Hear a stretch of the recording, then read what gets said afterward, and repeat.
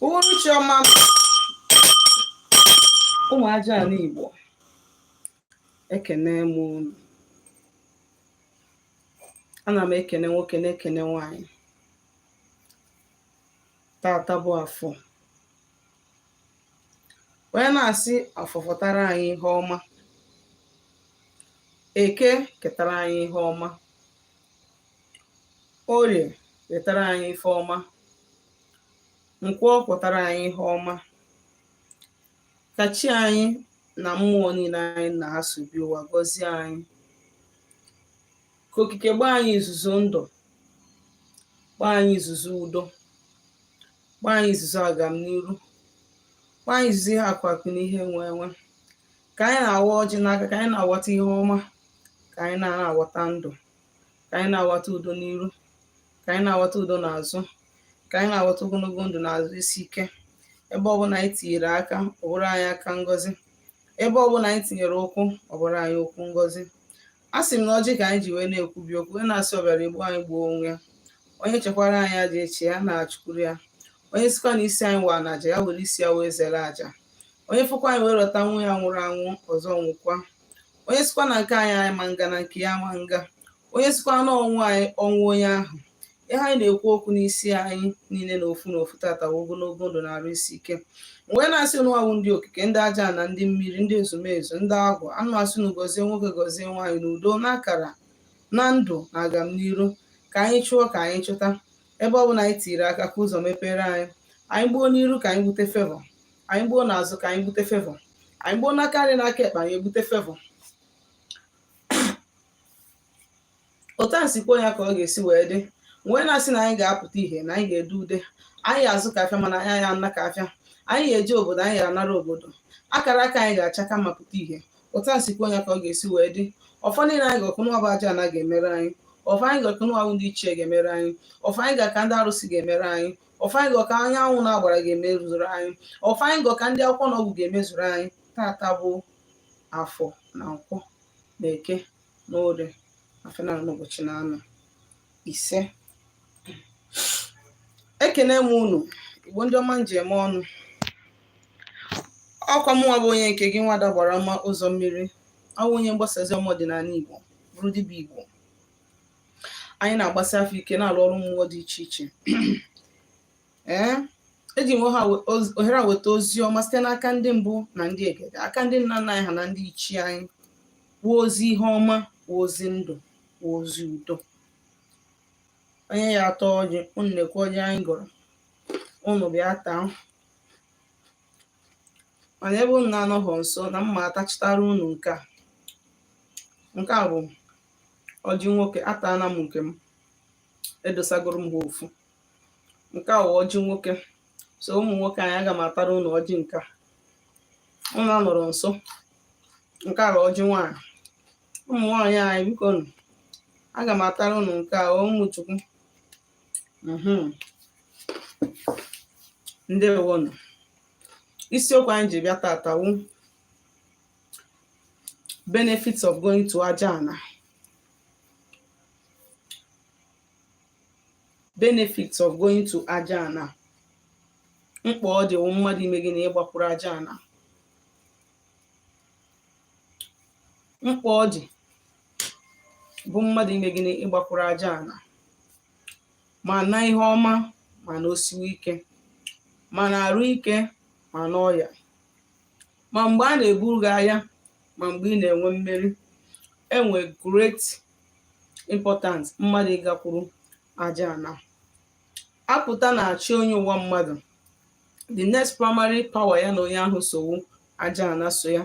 Ajana be nna ya, Ajana be nne ya, Ajana obodo ya. O nwere ọtụtụ na-enwe arụsị egbugoro egbu wee dosi ya wee kpọọ ya Ajana. Ọtụtụ obodo the means ha si contact or communicate with Ajana mgbe ha mee gịnị, ha gbasara okwu n'ala. Of course, ha bụ Ajana. Mmụọ ọbụla nọ n'ala bụ Ajana. So it's like na mgbe ị na-ekwu maka Ajana, ị na-bring different entities. Ma people ndị dịgoro ndụ ka mụ na gị na-abụ nwụgoro anwụ, ha wụ part of Ajana. your dead parents were Ajana, your grandparents that are late ha so na ndị Ajana, ịkpọpụ Ajana be nna gị ha nsichawu apịa. Ụmụaka esipụrụ n'ime ha so na ndị na-eketazi oke na Ajana. Ihe awụ the forces asị Ajana ngwuru. Ihe awụ forces ndị dị in charge of the activities of ngwurube nna gị, ndị na-afụ maka activities of ngwurube gị. That ngwuru ha na-ekwu ma mmụọ efere efe a na-efe efe, ma onye dịsigoro ndị nwụrụ anwụ, ma nke egwuru egwudobe, ma nke akụtara akụtadobe, ha ncha niile wụ gịnị? Ajana. Ha ncha niile ma gịnị? Na-ejikọ aka ọnụ wee na-enye authority na be nna gị ma na be nne gị ahụ, ebe ahụ si gị wee jee chukwa. Now, the importance of mmadụ ịgbakwuru Ajana is this: there is nothing you can do.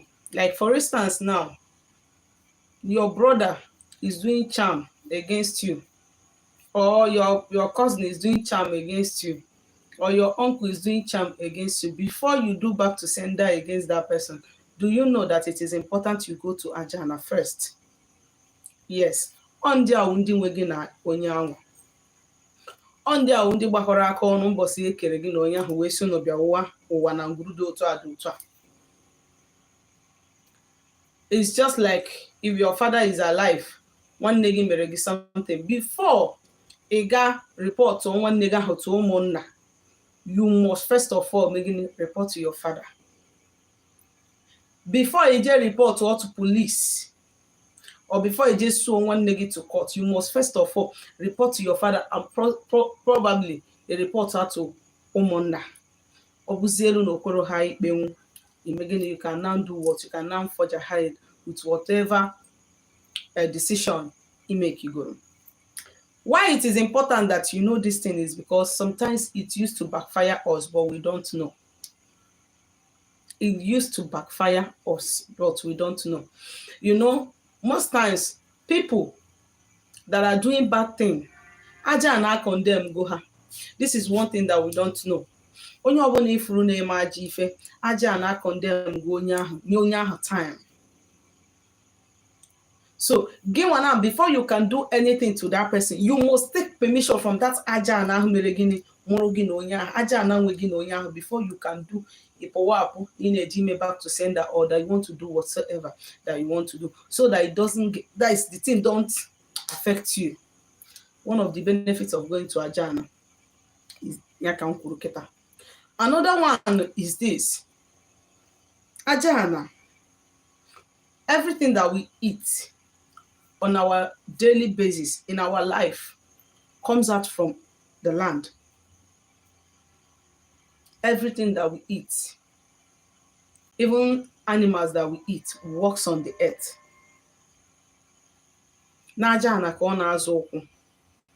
Even the water that we are drinking, sinane megine apota. Ihomani inanje bindu, sinane megine apota. Okay? That is the reason why I celebrate New Yam Festival. I appreciate Mother Earth for making us to have a multiple production of crops. Okay, that is why I offering. Okay, so the best and one of the best contacts for blessing for you go for Ajana. Ajana. This is one of the highest secret to wealth, one of the highest secret to success. Ijesie bata chetana ben nage. Ijesie bata chetana ben nage. Have you noticed that if you put one cocoyam, when it wants to germinate, it will germinate many. You bring one seed of corn and put it on the ground, bury it. Before you know what's up, it will germinate and grow. Or more multiple seeds. So Mother Earth, Ajana, one of the greatest contacts, Mother Gemegini, a way for prosperity, for success. It is not okite. Ọ bụrụ na ana be nna gị na-agba gị ụgwọ ma na ikwu nne gị na-agba gị ụgwọ, there is no amount of okite that you do that work for you. 1. 2.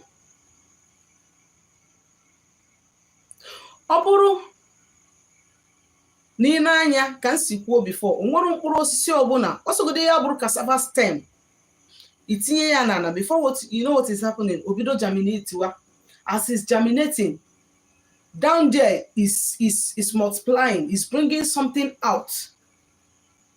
So ọzọ dị ka ibe ya bụ mistake ndị be anyị na-eme after traveling is this: when we travel and come back, we forget that enwere ndị nọ for us.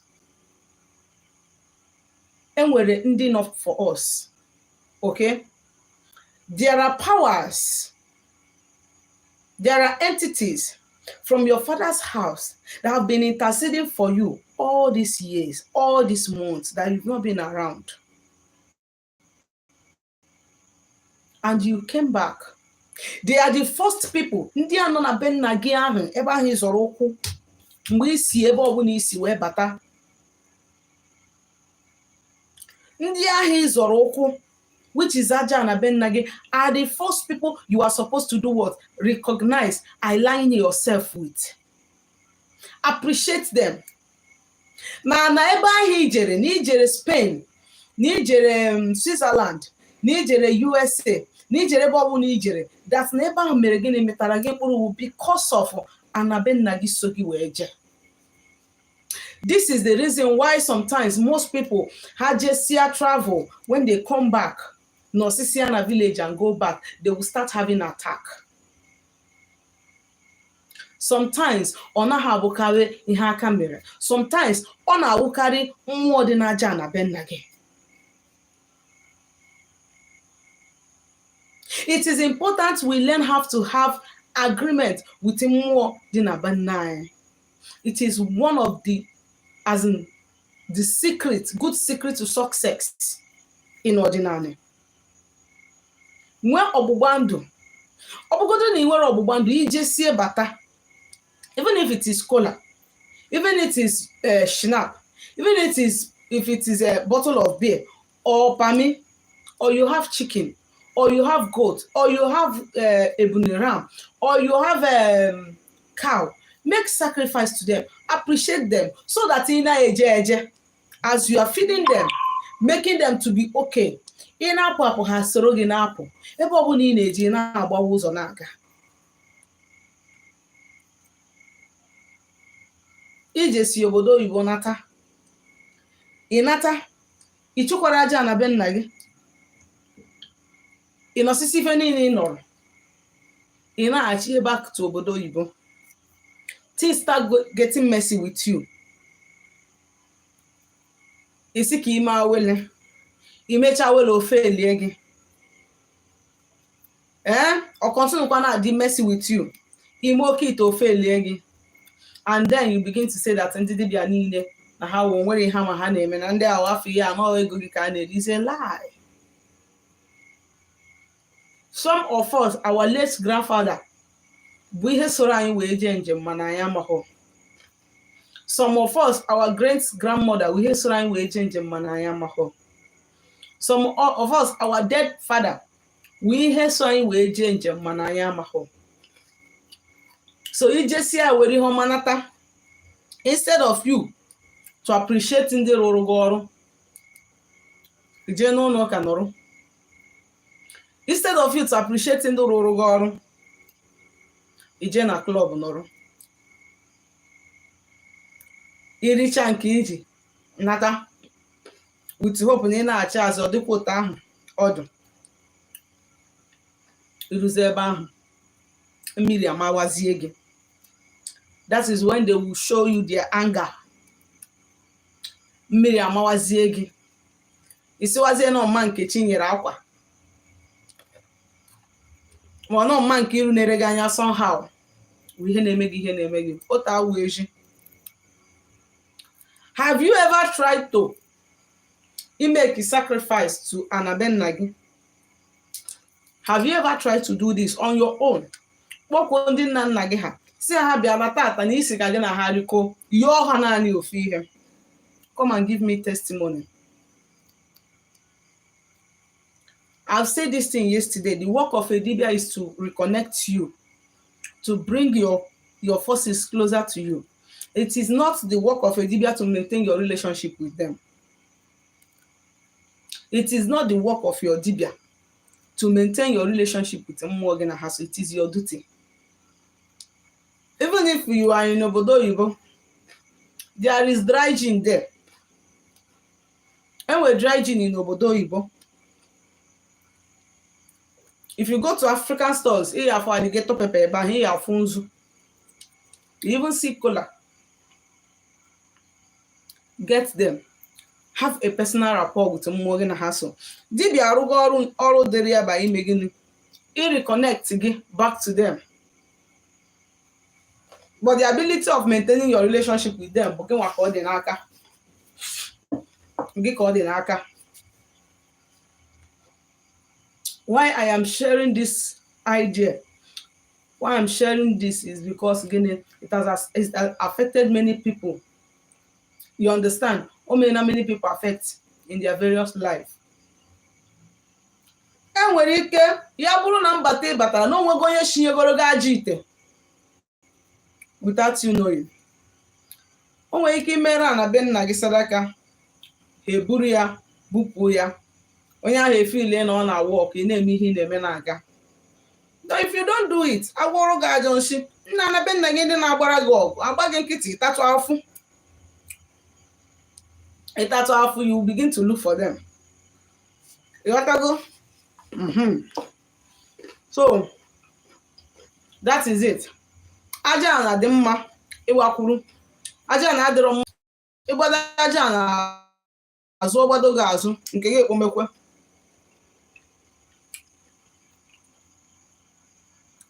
Ịgbada ajana azụ ọgbado gị azụ, ọ ya adịghị ka ọgwụ. Ọ ya adịghị ka ọgwụ ka mmadụ gwọrọ gị, mana o nwere ike ma ọgwụ adịghọ ya. Ị na-eme back to sender upon back to sender. Ị na-akanye ọgwụ akanye na-arụ. Ị na-eme nke a na-eme nke a, mana something of a little money. Ị na-agbagharị.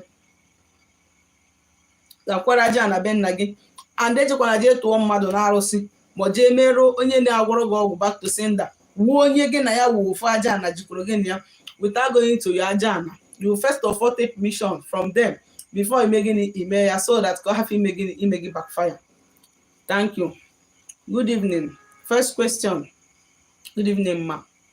Imebi ajọ ọgwụ, is it the same as back to sender? Imebi ajọ ọgwụ is destruction of evil charm. Destruction of evil charm. That is the translation in English. You understand? Back to sender. The translation in Igbo is ometaraburu. So they cannot be the same. Okay? They cannot be the same. But what I know is that if you are destroying charm, if there is someone that did evil charm against you, you want to destroy it, it is advisable to do back to sender if you know that your hands are clean. But if your hands are not clean, don't do back to sender so that it will not affect you. I've thought about this before. Things you must consider before going for back to sender. You don't go for back to sender because people are going for back to sender. If you know you have done one or two things against people, if you can't come back to you, check yourself well. You understand? You don't do back to sender because if you do that back to sender, definitely it will hit that person, but it will come back to you. That is the law. Okay? No more question. Ọnwa ajụjụ nwere iju m izitere m ozi na WhatsApp nọmba m na 0703773 1166 0703773 1166. Ndewo.